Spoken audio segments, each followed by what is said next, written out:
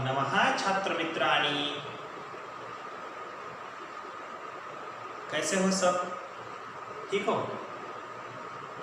अपनी अपनी सेहत का ख्याल रखो और आप आपके घर में, खुद के घर में सुरक्षित हो वैसे ही रहो।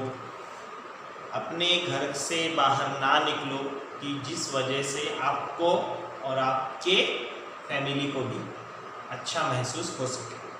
तो एक अंग्रेजी में प्रोवर्ब आता है, where is will there is way. जहाँ चाह होती है वहाँ राह मिल ही जाती है। संस्कृत में भी हम कहते हैं यत्र इच्छा तत्र मार्गः, यानी कि जहाँ पर इंसान की इच्छा होगी, जहाँ पर इंसान कुछ पाने की सोच रखेगा, वहाँ पर वो उस चीज को पा ही लेता है किसी भी स्थिति में। तो इसी कामना के साथ कि आपकी और आपके परिजनों की सेहत अच्छी रहे, इसी कामना के साथ मैं आज आपके सामने हमारे स्टैंडर्ड 7 के कंटेंट में हमने पहले जो भी लेसन देखे हैं उस लेसन में हम इसके बाद और आज के बाद इस वीडियो के साथ मेरे जितने भी लेसन आपके सामने आएंगे ये सारा हमारे लिए रिवाइज करने का एक हमारा एक प्रयास रहेगा, आपका और मेरा। तो इन सारे लेसन में हमने पहला लेसन देखा है संस्कृत वर्णमाला का। संस्कृत वर्णमाला एक अलग अलग, आप ही जानते हो कि शब्द का सबसे छोटा रूप या अक्षरों का सबसे एक ऐसा रूप कि जिसका कभी भी जिसमें कोई भी परिवर्तन नहीं किया जा सकता। सामान्य रूप से यदि हम देखें तो राम शब्द है, तो राम शब्द का हम सामान्य रूप से बहुत बार हम उसका वर्ण विच्छेद कर सकते हैं, किंतु इस वर्ण का हम ना ही वर्ण विच्छेद कर सकते हैं और हम कुछ कर सकते हैं। क्यों? तो इसे हम अक्षर कहते हैं कि जिसमें कभी भी कोई भी परिवर्तन नहीं होता है, जिसका कभी भी कोई भी, अब अक्षर शब्द यानी कि क्या, कि जो कभी भी खत्म नहीं होता है या जिसका क्षरण नहीं होता है। क्षरण होना यानी क्या होना, वो कम हो जाना, यानी कि अक्षर कि जिसका कभी भी क्षरण नहीं होता, जिसमें कभी भी कोई भी बदलाव नहीं होता, जिसको कभी भी तोड़ा मरोड़ा नहीं जा सकता, उसे हम कहते हैं अक्षर। और उन्हीं अक्षरों को कहते हैं हम वर्ण। वर्ण वो चिन्ह है कि जो मेरे मुख के द्वारा आवाज बाहर आई है उसे आपको लिखित स्वरूप में हमारे सामने लेना है, तो हम उसे क्या कहेंगे? वर्ण। तो वर्ण कितने हैं संस्कृत की वर्णमाला में? हाँ बोलो बोलो। संस्कृत वर्णमाला में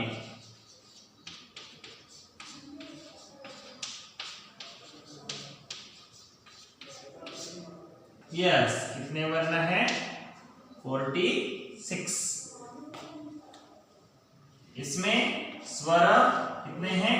13 और व्यंजन कितने हैं? 33। ये अभी आपको लिख लेना है, रिवाइज करने के लिए बहुत काम में आने वाला है, जल्दी से लिख लो। चलो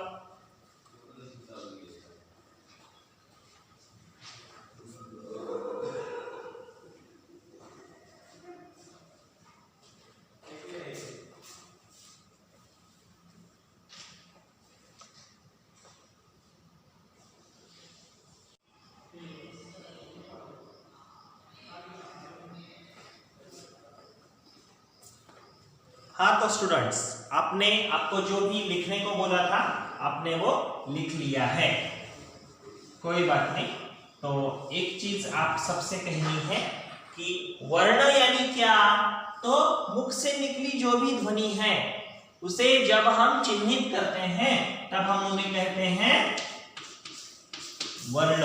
ओके, तो संस्कृत में वर्ण है जैसे कि आपको कहा गया है 46। एक सवाल था आप सबसे, अंग्रेजी में स्वर कितने हैं? वेरी गुड, अंग्रेजी में स्वर है 5, लेकिन संस्कृत में स्वर है 13। तो स्वर कौन कौन से हैं संस्कृत में? अ, आ, ई, उ, रू,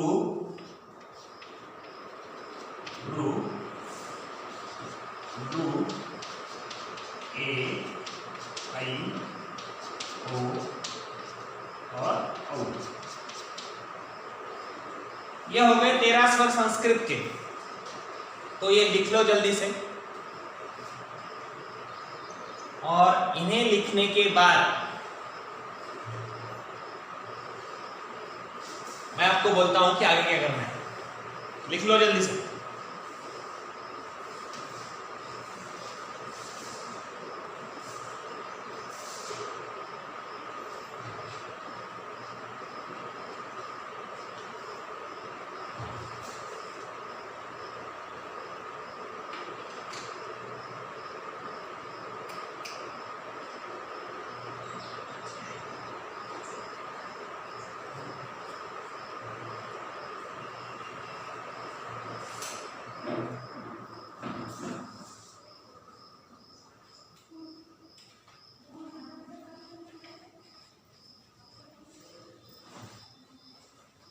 हाँ, तो इन 13 स्वरों में हमें एक चीज समझ लेनी है कि स्वरों के भी प्रकार पढ़ते हैं। कौन कौन से प्रकार गिरते हैं? कौन कौन से प्रकार है स्वरों के? करेक्ट, पहला प्रकार है, बोलो, गुड, वेरी गुड, पहला प्रकार है ह्रस्व स्वर।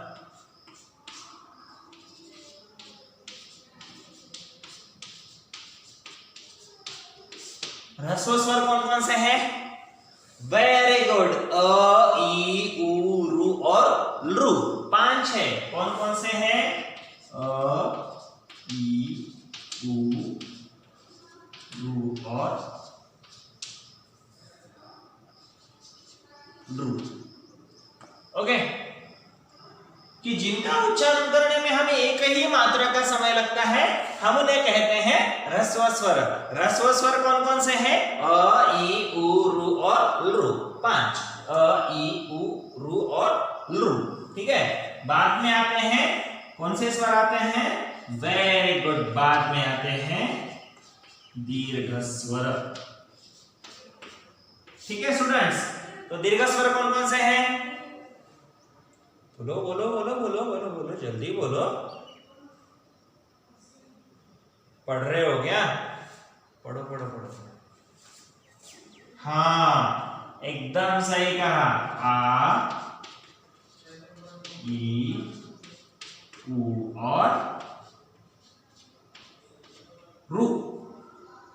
आ, ई, उ और रू, ये 4 क्या है? दीर्घ स्वर है, यानी कि जिनका उच्चारण करने में ह्रस्व स्वरों से थोड़ा सा ज्यादा समय लगता है, हम उन्हें क्या कहते हैं? दीर्घ स्वर। ठीक है, तीसरा प्रकार कौन सा है? तीसरा प्रकार है, वेरी गुड, संयुक्त स्वर। संयुक्त स्वर हम किसे कहते हैं?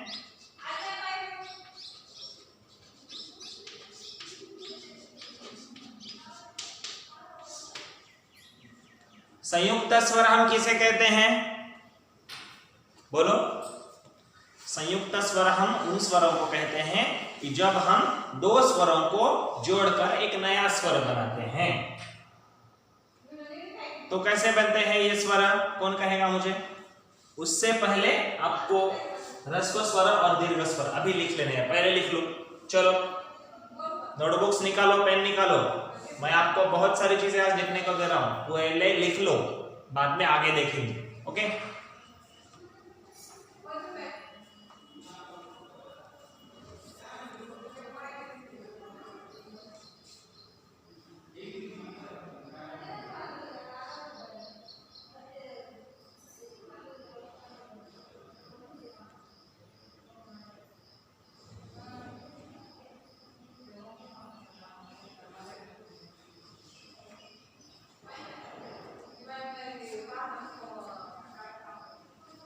हो गया स्टूडेंट्स? Very good. मैं रब कर रहा हूं अभी से।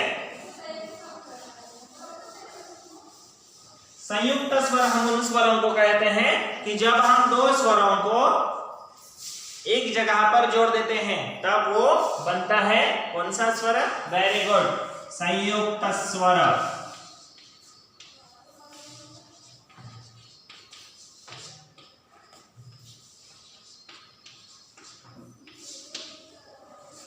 संयुक्त स्वर अ अधिक ई। आगे अ अधिक ई। आगे अ अधिक ए। अ अधिक ई क्या बनेगा? ए। अ अधिक ए क्या बनेगा? आई। अ अधिक उ क्या बनेगा? ओ। और अ अधिक ओ क्या बनेगा स्टूडेंट्स? यस करेक्ट, क्या बनेगा? औ बनेगा। यानी कि जब हम दो स्वरों को जोड़ देते हैं तब क्या बनेगा? अ अधिक ए इज इक्वल टू ए, अ अधिक ए इज इक्वल टू आई, अ अधिक उ इज इक्वल टू ओ और अ अधिक ओ इज इक्वल टू औ। यानी कि जब हम दो स्वरों को जोड़ देते हैं तब एक नया स्वर तैयार हो जाता है, तब हम उसे कहते हैं संयुक्त स्वर। अगला एक पॉइंट है इस चैप्टर में हमारे सामने कि प्लुतस्वराः। प्लुतस्वर आपके सामने व्याख्या दी गई है। चलो बुक्स निकाले हैं आपने, आप निकालते हो मैं जानता हूं, बहुत अच्छे स्टूडेंट्स हो, you all are very very very good students, I know that. चलो पढ़ते हैं सब मिलकर। जिन स्वरों का उच्चारण करने में ह्रस्व स्वर से 3 गुना समय लगता है उन्हें प्लुत स्वर कहते हैं। इसका चिन्ह एक 3 के इसके आकार में ऐसे चिन्ह होता है इसका। ओके, तो उसे हम क्या कहते हैं? Fourth point is the fourth क्या है? प्लुत स्वर।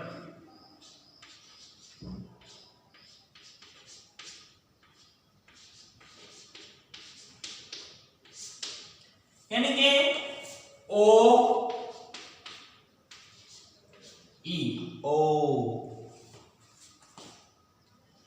सामान्य रूप से आपने बहुत सारी जगहों पर देखा होगा कि इस तरह से ओम लिखा जाता है, यानी कि 3 मात्राओं का उच्चारण में समय लगता है ओम इस तरह से। यानी कि इस वजह से क्या होता है कि उसमें जो भी चीजें हैं वे सारी चीजें एक दीर्घ उच्चारण के संदर्भ में इसको सोचा जाता है। ठीक है, ये है प्लुत स्वर। ठीक है, सामान्य रूप से ये शब्द हमारे सामने नहीं आते, किंतु जानकारी हो इसलिए मैं आज आपको ये सारा आपके सामने जो भी मैं रख पाता हूं वो मैं ट्राई कर रहा हूं। ओके, कि आपको मैं ज्यादा से ज्यादा चीजें कैसे दे सकूं। तो अभी आपको ये और ये प्लुत स्वरों के बारे में जानकारी लिख लेनी है। ओके स्टूडेंट्स, लिख लो।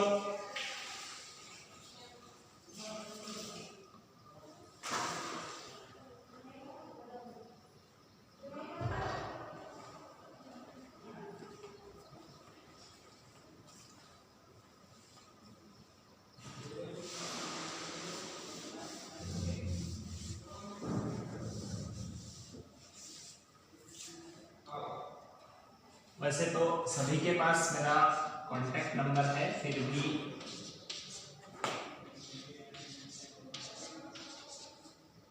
जिनके पास नहीं है उनको दे रहा हूं।